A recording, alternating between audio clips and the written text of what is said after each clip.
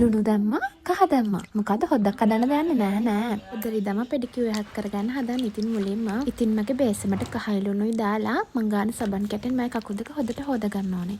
ඊට පස්සේ scrub machine එකකින් කකුල් දෙක ස්ක්‍රබ් කරගෙන අපේ කකුලේ තියෙන කුණු දුවිලි ඔක්කොම නැති කර ගන්න ඕනේ. ඊට පස්සේ කුණු ටික හොදට යනකම් හොදගත්තට පස්සේ පොඩි මසාජ් එකකුත් මම දුන්නා. මෙන්න මේ විදියට හොදට හොදගත්ත කකුල් දෙක ඊට පස්සේ එළියට අරන් ටිෂු එකකින් මම පිහදාගෙන මෙන්න මේ ෆුඩ් ග්‍රයින්ඩර් එකෙන් අපේ යටිපතුලේ තියෙන මැරුණුහම ඔක්කොම අයින් කරගන්න ඕනේ.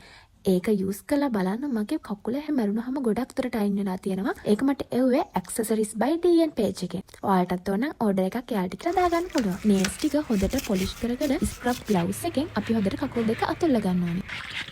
ඊළඟට මම මගේ ටෝනර් එක යූස් කරනවා. ඊළඟ වගේම මට accessories by DN එකෙන් එවපු මෙන්න මේ ස්පර්ජල් socks දෙක දාගන්න තමයි හදන්නේ. මගේ favorite body lotion දෙකෙන් චුට්ටක් ඒක ඇතුළට දාගෙන socks දෙක කකුල් දෙකට දාගෙන විනාඩි 20ක් විතර තියන්න ඕනේ. ඉතින් මෙන්න මේම ඔයාලගේ කකුල් දෙකත් ගෙදරදීම ලස්සන කරගන්න ඔයාලට පුළුවන්. මේ වීඩියෝ එකේ යූස් කරන ගොඩක් items එයාලා ගාව අඩුවටම ගන්න තියෙනවා. ඊළඟ වීඩියෝ එකෙන් හම්බෙමු. අදට ගිහින් එන්නම්. bye bye.